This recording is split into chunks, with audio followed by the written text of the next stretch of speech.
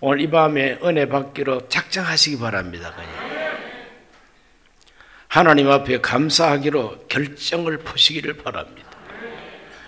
오늘 읽은 이 말씀 가지고 복 있는 나라 이런 제목으로 함께 은혜를 받고자 합니다. 자, 오늘 말씀 제목을 한번 따라 하십시다. 복 있는 나라. 시편 33편 10절에 보시면은 야훼께서 나라들의 계획을 폐하시며 민족들의 사상을 무효하게 하시도다 그랬어요. 폐하기도 하고 무효로 돌려버리기도 합니다. 그러므로 하나님이 주권자라 이 말이죠.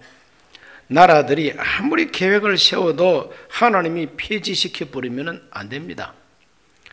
중국은 중국몽이라고 하는 아주 야무진 꿈을 꾸고 있습니다.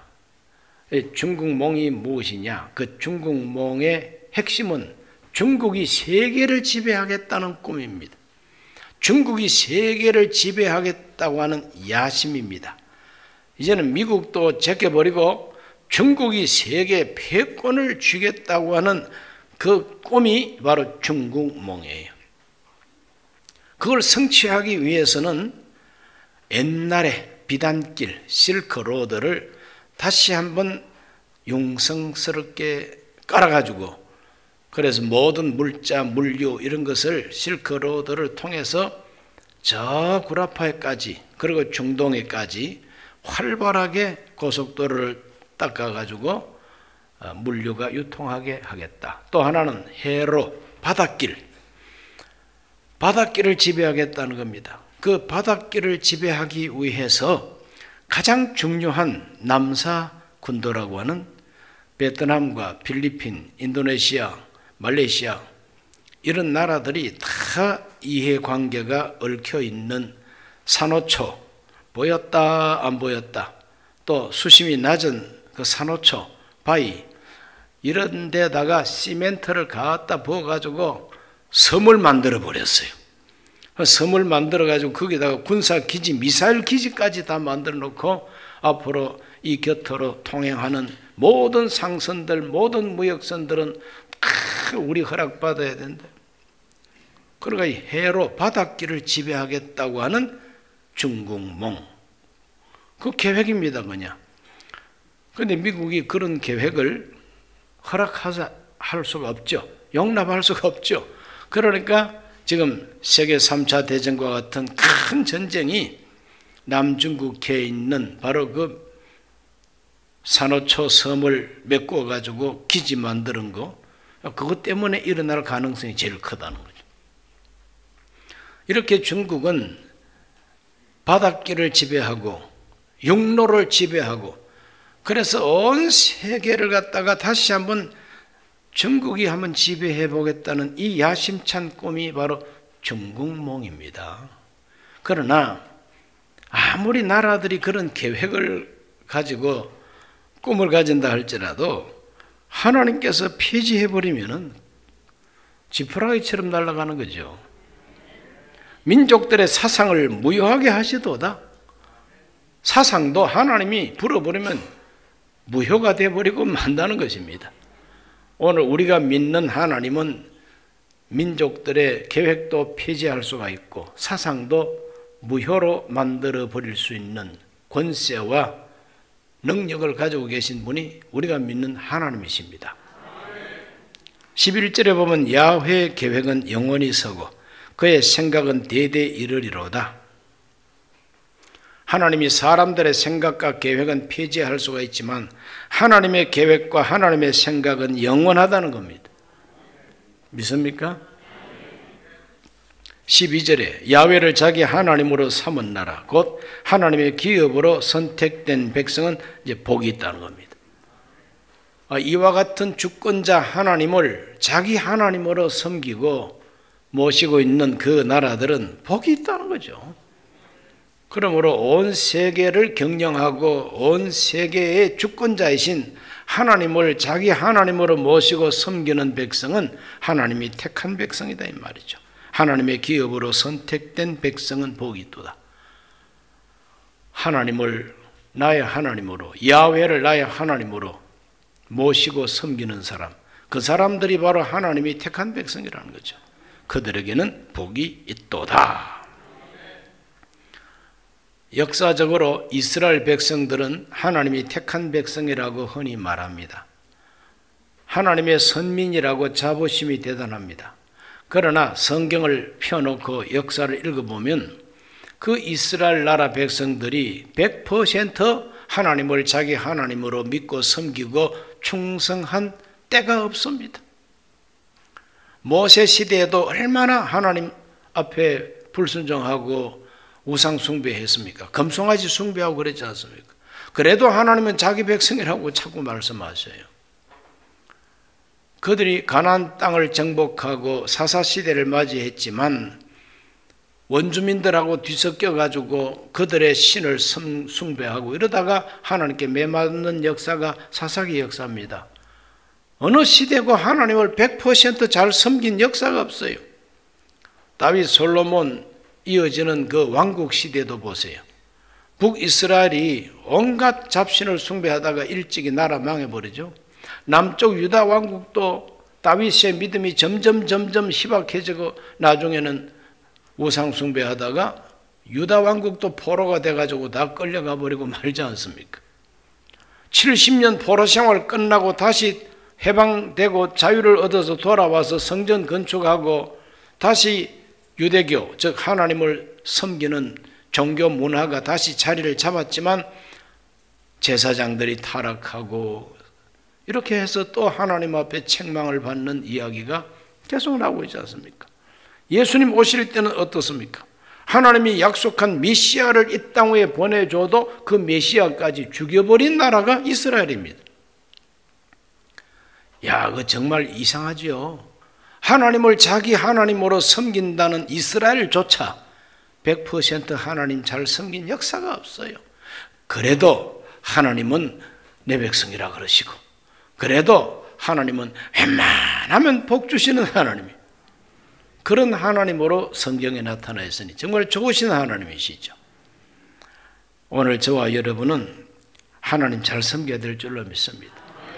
자, 야훼를 자기 하나님으로 삼은 나라, 야훼를 자기 하나님으로 삼은 나라가 복이 있어요. 그렇다면 이스라엘 역사 속에 우상 숭배자가 많고 반역자가 그렇게 많았음에도 불구하고 어떻게 이스라엘이 복을 받고 그랬을까? 그것은 100% 국민들이 다 하나님 잘 섬겼기 때문이 아니라 그 나라의 그 주도 세력, 그 나라의 모든 여론과 그 나라의 모든 문화를 지배하는 지배 세력이 하나님을 잘 섬기지 못하는 국민이 많음에도 불구하고 주류 세력이 하나님 잘 섬기면 하나님이 복 주셨어요. 그 주류 세력 가운데 핵심이 바로 왕국 시대는 왕입니다. 왕이 하나님 잘 섬기면 백성들이 여간 못해도 하나님이 그 나라에 복을 주셨어요. 또 왕이 조금 덩신 같고 그렇다 할지라도 국민들 가운데, 리더자들 가운데서 하나님 잘 섬기는 국민들이 있어가지고 신앙이 든든하면 그들의 영향력이 오히려 왕까지 변화시키는 이러한 영향력을 행사하면 하나님이 그 시대에 복을 내려주셨어요. 우리 대한민국이 민족 복음화 그러는데 100% 찰때려 해서 안 믿습니다. 그 어떻게 하면 되겠느냐? 나라의 주도 세력이, 나라의 그 여론이, 국민들의 이 정서가 하나님을 섬기고 하나님을 인정하는 그와 같은 영향력을 행사하면은 그 나라는 하나님을 모신 나라라고 하나님 인정해 주십니다. 그래서 복 내려 주십니다. 우리 대한민국이 가만히 보십시오. 군사정권 시대에 교회가 굉장히 부흥했습니다. 박정희 대통령 시대에 한국 기독교가 전성시대를 맞이했습니다. 잘 살아보자고 하는 새마을운동과 우리 기독교의 긍정적인 신앙운동하고 뭔가 이렇게 맞아떨어졌어요. 이럴 때에 하나님께서 대한민국에 복 내려 주신 것은 역사가 증명하고 있는 사실인 것입니다. 그렇다고 우리나라 국민들이 대다수가 예수 믿었습니까? 아닙니다. 그러나 여의도에서 100만 명 이상이 모여서 하나님께 기도하고 막 전도 운동이 일어나고, 그래서 전도하다가 교회 다닙니까? 안 다닙니다. 왜 아직까지 예수 안 믿습니까? 그러면 사람들이 뒤통수를 긁으면서 미안합니다, 이 다음에 가죠. 이것이 그때 한국 사회의 모습이에요. 교회 안 다니는 걸 미안하게 생각하고 예수 안 믿는 것을 미안하게 생각해가지고 이 다음에는 가지요. 애들은 보냅니다. 이것이 바로 우리 한국이 100% 신자가 되지 않아도 사회 분위기가 기독교를 인정하는 분위기가 됐다. 그때 하나님께서 복을 많이 내려주신 겁니다.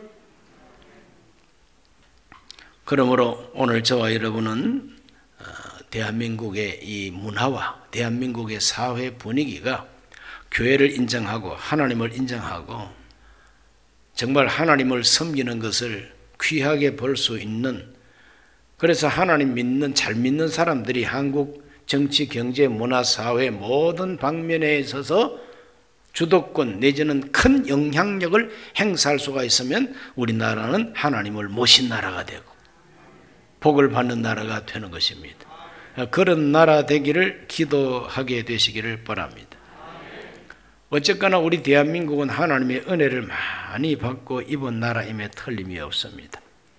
우리 한국은 하나님의 은혜를 많이 받아서 현대 대한민국, 현재 우리가 패스포드를 가지고 온 세계를 여행하고 있는데, 지금 현재 우리가 가지고 있는 이 국적 대한민국, 하나님께 은혜를 많이 받은 나라입니다. 첫째는 해방 75주년을 맞이한 이 자체가 하나님의 은혜가 아니고 무엇이겠습니까? 올해가 2020년입니다. 해방된 해가 1945년입니다. 그럼 몇 년째입니까? 75년이죠. 예, 75주년, 해방 75주년이죠. 해방된 지 3년에 이제 나라가 세워지고 했는데, 이 대한민국 해방이라고 하는 것이, 여러분 한번 물어보겠습니다. 해방한 것입니까? 해방된 것입니까? 한 것하고 된 것하고는요, 굉장히 차이가 큽니다. 해방했다 이 말은 내가 힘이 있어서 내가 포로된 데서 내가 스스로 풀었다, 해방했다가 아니라 해방됐다고 하는 것은 누군가 나를 풀어줬다는 것이죠. 도움을 입었다는 겁니다. 그러면 1945년 8월 15일 우리가 해방된 것이 해방이 됐습니까? 해방한 겁니까? 해방된 거예요. 누군가 풀어줬으니까 우리 해방이 된 겁니다. 그럼 누군가 풀어줬으니까 그게 은혜가 아니고 무엇입니까? 그 배후에서 하나님 역사하신 거죠. 1943년 9월 달에 2차 세계대전에 그 서로가 연합국을 형성했던 독일, 이탈리아, 일본, 독일, 이탈리아, 일본 그 동구권에서 나치를 돕는 여러 나라들, 그런데 아주 그냥 강력한 세 연합국이 독일과 이탈리아와 일본입니다. 그런데 1943년 9월 달에 이탈리아가 항복을 하게 됩니다. 그 이탈리아 항복하니까 이제는 독일 얼마 남지 않았다. 이탈리아가 항복하고 딱 2달 만에 1943년 11월 22일부터 26일까지 이집트 카이로에서 카이로 회담을 열게 됩니다. 그때 미국의 루즈벨트 대통령, 영국의 처칠 수상, 그리고 중화민국의 장개석 총통, 이 세 분이 둘러앉아가지고 2차 대전 끝난 후에 어떻게 이 전쟁 뒤처리를 할 것인가 하는 것을 한번 협의하고, 어떻게 하면 저 독일을 빨리 깨부시고 일본을 빨리 깨부실 수가 있는가 하는 그 방안을 논의하기 위해서 모였는데, 다른 것은 다 배짱이 안 맞아가지고 서로가 의견이 틀려서 합의를 못 봤는데, 일본을 깨부수는 데 있어서는 다 합의를 봤어요. 특히 일본을 깨부시고 난 다음에 일본이 차지하고 있던 영토와 그 모든 것을 어떻게 처리할 거냐 하는 것에 대해서 서로가 합의를 이제 합니다. 그 가운데서 특별 조항으로 하나 집어넣었는데 그게 바로 뭐냐면은 한국의 자유와 독립을 준다고 하는 그런 협의였어요. 그래서 그 카이로 선언을 발표할 때 앞으로 적절한 절차에 따라 한국의 자유와 독립을 줄 것이다. 이 문구가 딱 들어갔어요. 세계를 움직이는 그런 강대국 지도자들이 모여서 한국 사람에게 자유와 독립을 주겠다고 하는 특별 조항을 어떻게 집어넣을 수가 있었느냐? 그건 바로 우리 선조들이 독립운동을 했기 때문이죠. 독립운동 안 했는데 자발적으로 그들이 그런 문구를 넣을 이유가 없죠.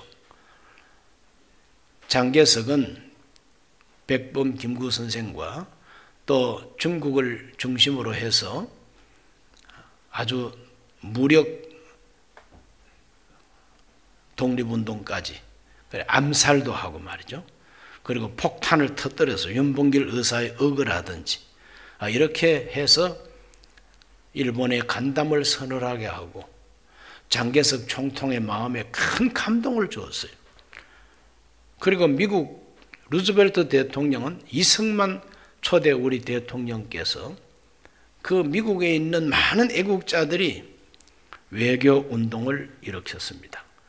그러니까 이 세 사람의 지도자 가운데 장개석하고 루즈벨트 두 사람이 어쨌든 우리 한국 독립운동하는 분들의 영향을 입어가지고 적당한 때에 이 한국의 독립과 자유를 주자 하는 약속을 할 수가 있었던 겁니다.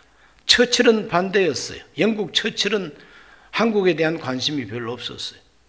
그러나 이 두 사람이 우겨대니까 처칠은 뭐 코리아한테 자유를 주고 독립을 주는 거 뭐 그 좋은 일이지 하고 찬성했습니다. 이것이 바로 카이로 회담과 선언인 것이죠. 그 우리 선조들이 독립운동을 열심히 하지 않았으면 이런 국제회담에서 특별 조항이 들어갈 이유가 없는 거죠. 그 후에 이제 점점 독일이 이제 망해갑니다. 그럴 때에 포츠담 회담이 일어났어요. 독일이 아예 망해버렸어요. 히틀러 자살하고 독일 망해버렸습니다. 그 독일 망한 다음에 5월 달에 독일이 망했어요. 1945년 5월 달에 독일이 망했습니다.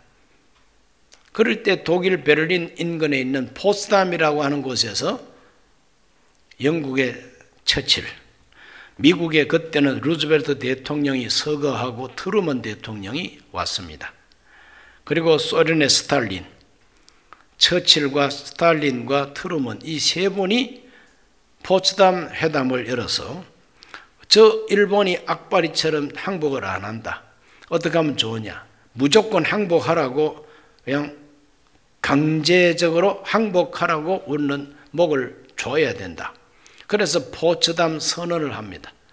그 포츠담 선언을 할 때에 카이로 회담의 선언이 다 포함돼 가지고 선언이 됩니다. 그럼에도 불구하고 이 일본은 말을 듣지 않습니다. 말을 듣지 않습니다. 그럴 때 미국에서 트루먼 대통령이 사인을 하고 히로시마의 원자폭탄 꽉 터뜨려 버립니다. 나가사키의 원자폭탄 9일날 또 확 터뜨려 버립니다. 그러니까 그제서야 포츠담 선언을 수락하고 무조건 항복한다고 이렇게 항복함으로 우리에게는 자유가 주어지고 해방이 주어지게 된 겁니다.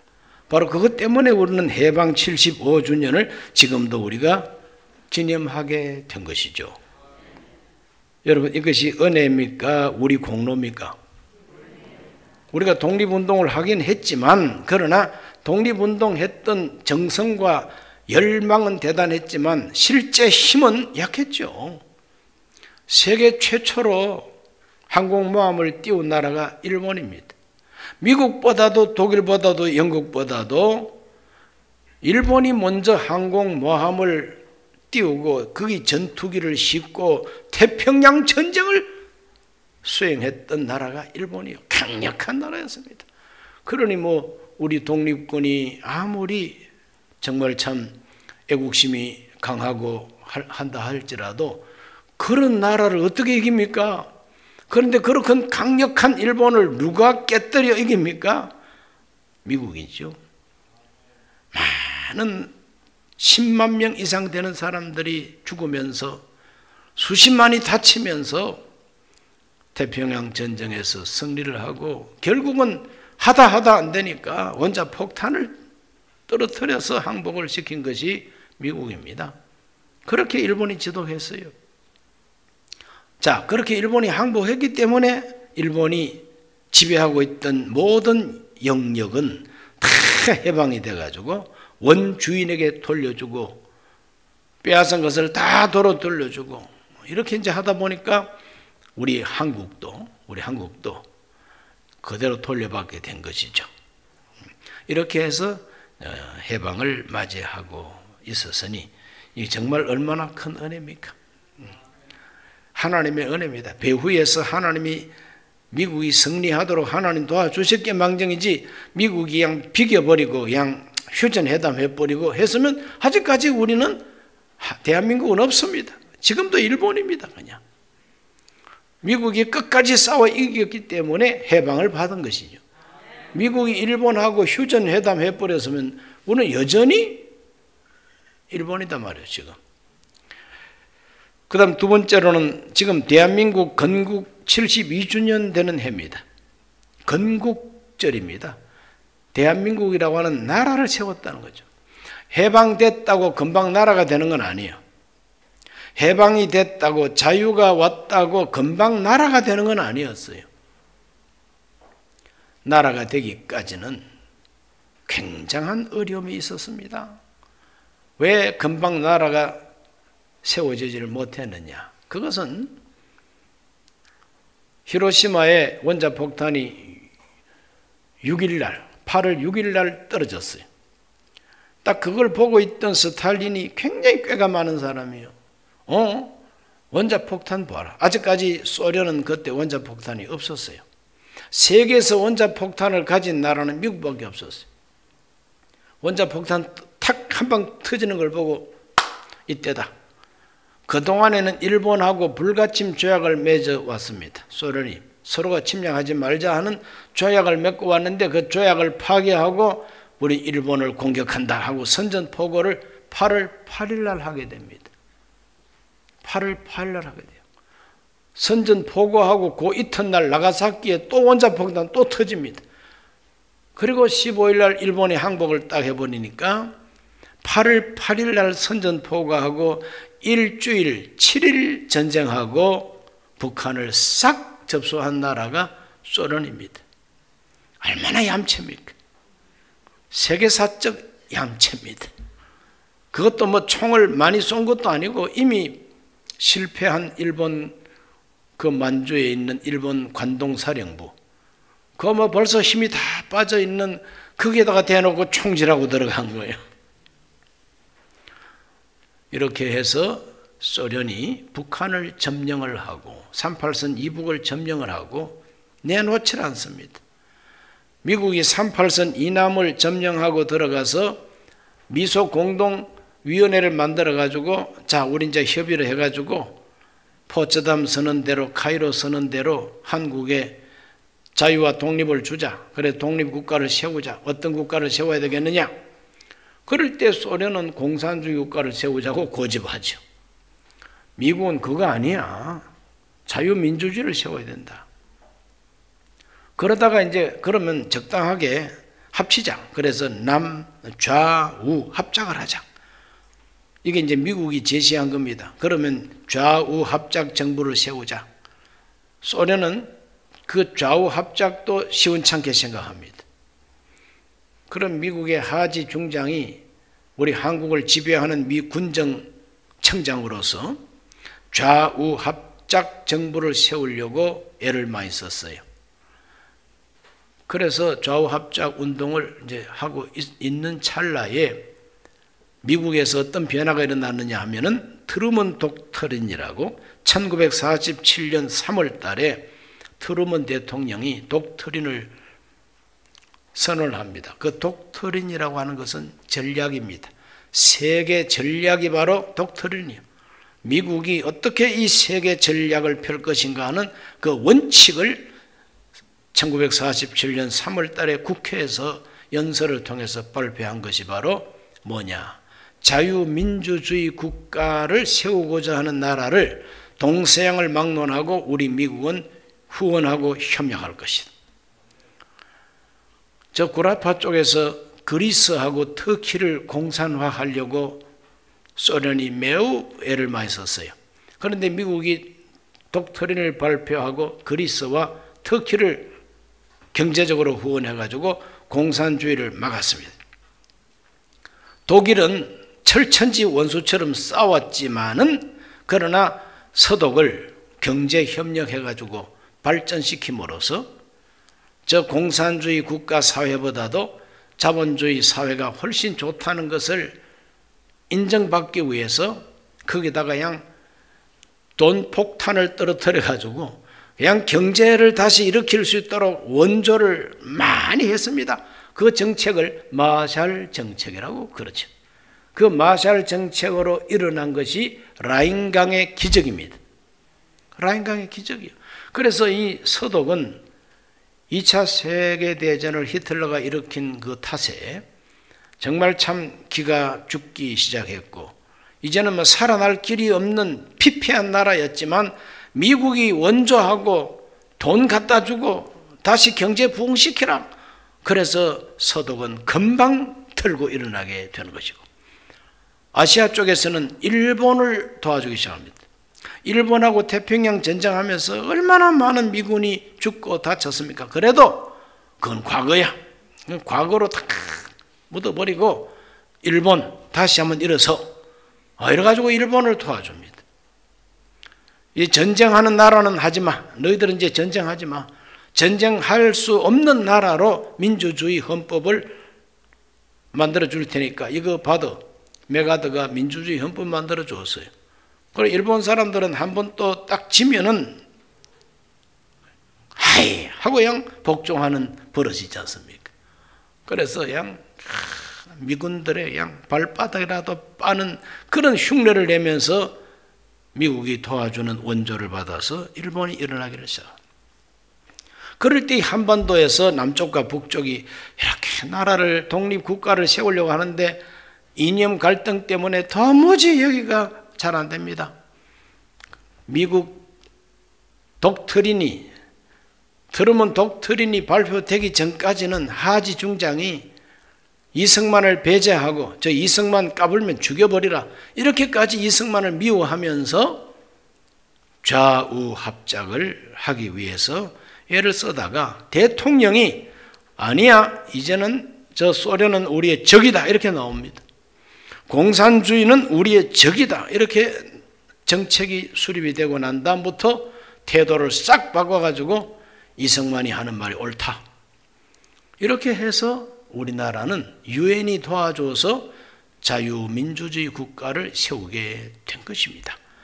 그래서 1948년 5월 10일 총선을 실시하고 5월 31일 재헌국회를 열고 국회를 열 때 이윤영 목사님이 대표 기도를 함으로써 나라를 시작했습니다. 이 세계 역사 속에 기도로서 시작한 나라는 대한민국밖에 없어요. 그것은 철저하게 이승만 초대 대통령의 신앙에 의한 것입니다. 그래서 모든 체제, 모든 헌법 그 속에 기독교 사상을 집어넣게 한 것이 이승만 초대 대통령의 큰 공로죠. 그분이 잘못 오판한 것도 많습니다. 그러나 잘한 것이 더 많습니다. 이렇게 해서 우리나라는 자유민주주의 나라가 된 것이죠. 1948년 8월 15일 날 대한민국 정부가 수립이 되므로 입법부도 수립이 되고 사법부도 수립이 되고 마지막으로 행정부가 수립이 되므로 삼권 분립이 가능한 민주주의 국가가 탄생하게 된 겁니다. 유엔이 한반도의 유일 합법 정부를 대한민국밖에는 없다고 인정을 하게 돼요. 국제적으로 인정받는 나라가 되었어요. 국토와 국민과 주권이 다 한데 어우러진 명실상부한 독립국가는 1948년 8월 15일 시작하게 된 겁니다. 그래서 건국, 나라를 세운 기념일이라 건국절입니다. 그래서 내일은 해방을 기념하는 광복절임과 동시에 나라를 세운 건국절이기도 한 것이죠. 이와 같이 뜻이 깊은 이 8월 15일을 우리가 이렇게 맞이했습니다. 이것도 하나님의 은혜가 아니고 도대체 뭐냐 이 말이죠. 하나님의 은혜가 아니었으면 어떻게 우리나라에 대한민국이라고 하는 나라가 건국될 수가 있었겠느냐 이 말이죠. 대한민국이라는 나라 건국 자체를 반대하고 이것을 방해하는 세력이 있었습니다. 그게 바로 뭐냐? 남조선 노동당이라고 하는 남노당 당수였던 박헌영은 북한으로 도망쳐가 버리고 그를 추종하던 남노당 당원들이 남한에 고스란히 다 남아가지고 사회 각계각층에 남노당이 다 퍼져나오고 특별히 군대 장교 안에 남노당 군인들이 많았어요. 또 지역마다 남노당들이 인민위원회라 이런 조직을 가지고 폭동을 일으키고 대한민국 나라 못 세운다, 투표 못한다 이런 식으로 건국 반대 운동을 일으켰는데 가장 대표적인 두 가지가 1948년 4월 3일 제주도에서 공산주의자들이 폭동을 일으켰어요. 그것을 진압하기 위해서 내려갔다가 억울하게 양민들도 많이 학살을 당했습니다. 그걸 진압하기 위해서 하다 보니까 또 그 진압하기 위해서 여수 순천 지역에 있는 군인들을 차출해가지고 제주도 가서 폭동 진압하라고 명령을 했는데 진압하라고 하는 제주도는 안 가고 반란 운동을 일으켜버렸어요. 그래서 그걸 가리켜서 여수 순천 반란 사건이라 그러죠. 그때 많은 우리 기독교인들이 학살을 당했습니다. 10월 19일부터 27일까지 사랑의 원자폭탄이라고 하는 손양은 목사님의 두 아들도 그때 희생을 하게 되는 것이죠. 자, 이와 같이 나라를 다시 세우겠다고 하는 건국을 반대하는 세력들 때문에 참 억울한 사람들도 많이 희생을 하고 그런 것을 다 짓누르고 막으면서 세운 나라가 대한민국이에요. 이렇게 나라를 세우는 과정은 험난하고 어려웠습니다. 그 험난하고 어려운 과정을 그래도 다 진압하고 대한민국을 세웠으니 하나님이 도와주셨기에 망정이지 하나님이 안 도와주셨으면 나라가 될 수도 없는 거예요. 이렇게 해서 대한민국 건국절이 있다고 하는 것, 8월 15일이 있다고 하는 것, 이거 자체가 하나님의 은혜라고 하는 것을 믿으시기를 바랍니다.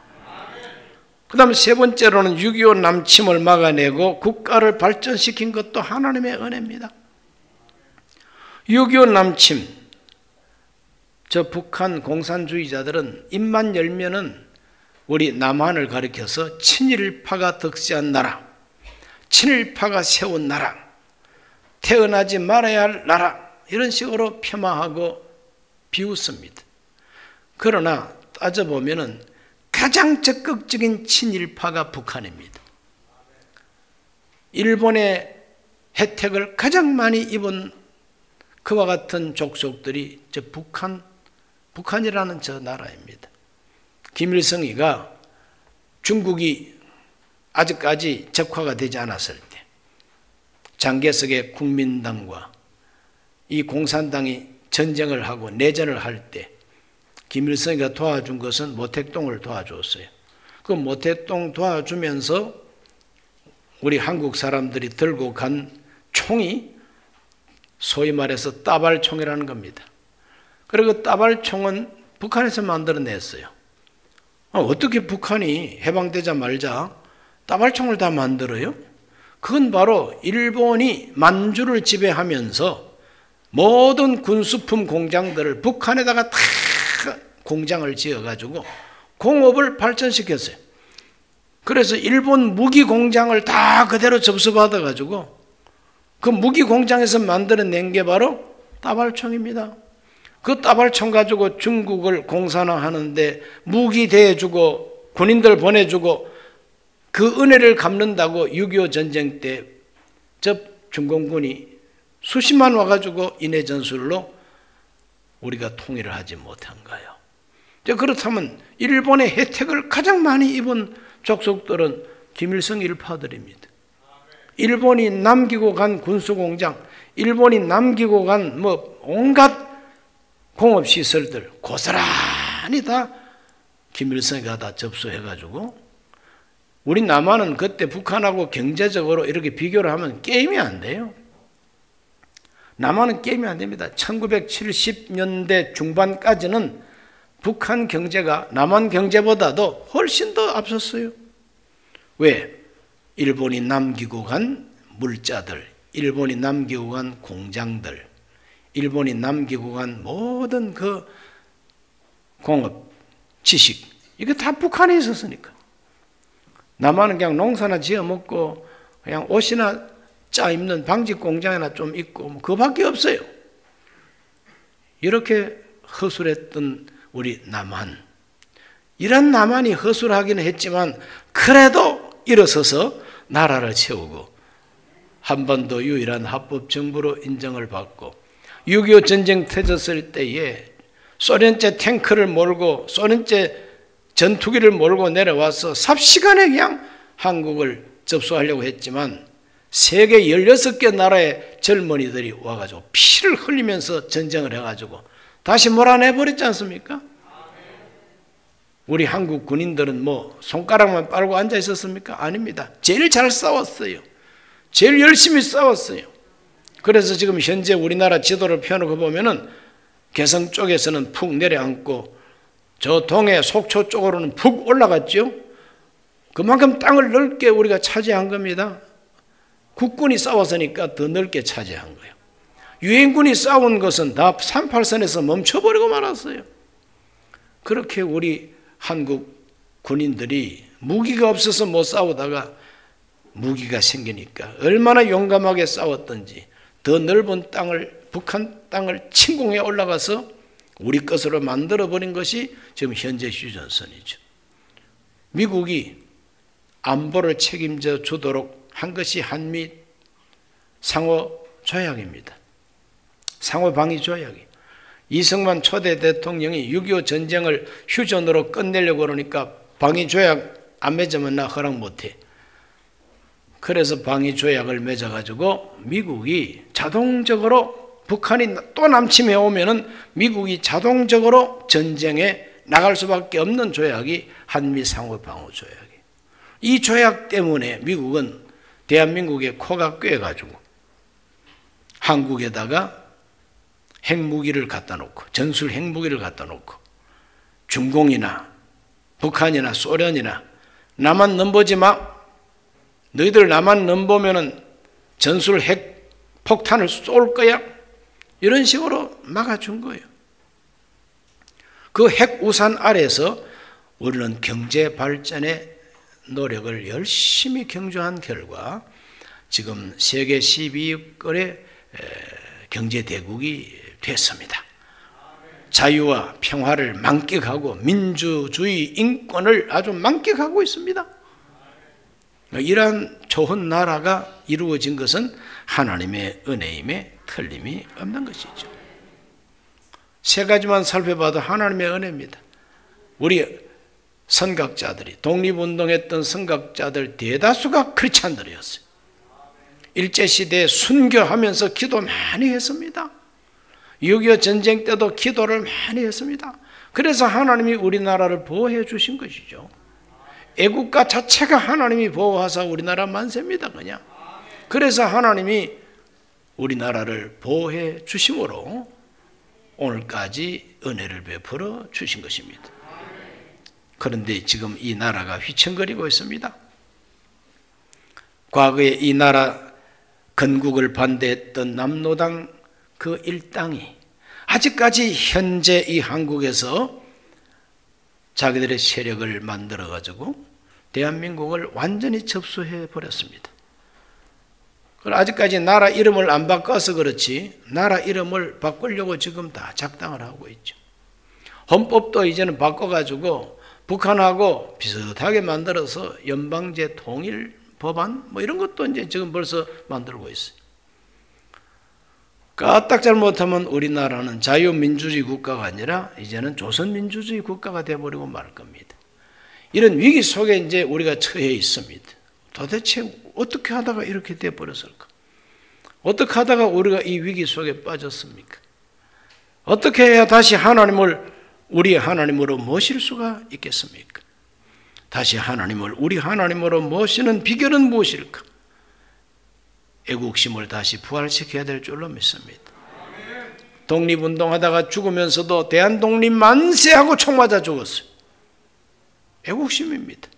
얼어 죽고 굶어 죽고 맞아 죽으면서까지 독립운동을 했었습니다. 이거 다 애국심 아닙니까? 그리고 우리는 배은망덕한 태도를 회개해야 됩니다. 배은망덕 회개해야 됩니다. 그렇게 피를 흘리면서 국제사회가 우리 한국인들에게 자유와 독립을 허락해 줬어요. 우리 힘만은 아닙니다. 독립운동 했다 할지라도 우리 힘만이 아닙니다. 열강들이 국제사회가 유엔이 우리 도와줬기 때문에 나라가 유지가 되고 지금 현재 대한민국이 있는 거예요. 그런 은혜를 잊지 말아야 되지 않습니까? 그런데 그 은혜를 갖다가 원수로 갚으려고 그러고 그 은혜를 비웃고 그 은혜를 욕하고 있으니 이거 회개해야 되는 거 아니겠어요? 그리고 정신적으로 무장을 새롭게 해야 됩니다. 정신 무장해야 돼요. 썩어가는 동태눈처럼 희물건한 눈동자를 가지고 어떻게 나라를 반듯하게 세울 수가 있겠느냐. 그러므로 정신무장. 그 정신무장이 뭐냐? 대한민국은 자유민주주의 국가라고 하는 이 확신을 가져야 되는 거예요. 자유민주주의 국가에 대한 이 정체성을 목숨처럼 확실하게 확신하고 이 자유민주주의를 가져야 되는 것이 오늘 우리에게 꼭 요구되는 정신무장이에요. 독립운동가들이 독립운동을 했던 것처럼 독립정신을 가지고 정말 목숨을 다하고 힘을 다해서 열정을 다해서 나라를 살리겠다고 하는 그런 정신무장을 해야 되는 것이죠. 이렇게 할 때에 하나님이 다시 우리 하나님이 되십니다. 그리고 믿는 우리 성도들은 더욱 하나님 보시기에 올바른 성도, 올바른 신앙생활을 위해서 노력해야 되죠.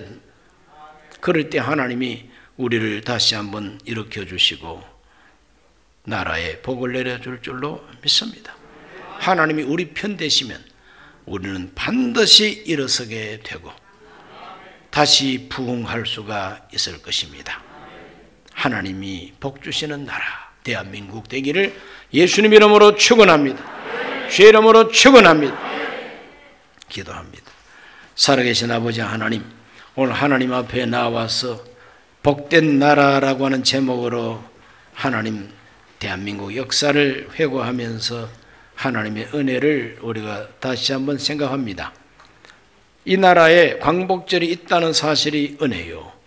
대한민국이라는 나라가 있다는 것이 은혜요. 온갖 순환과 고난과 역경과 전쟁을 겪고 그래도 이 나라가 세계 12위권의 경제대국이 된 것도 하나님의 은혜인 줄로 믿습니다. 받은 바 이 은혜를 깡그리 잊어버리고 자기가 잘난 줄 스스로 착각하는 이 어리석음과 은혜를 원수로 갚는 이 배반하는 이 반역하는 이 심성을 하나님께서 깨뜨려 주시옵시고 다시 한번 이 나라가 하나님 앞에 은총을 입고 일어서게 하여 주옵소서. 예수님 이름으로 기도하옵나이다. 아멘.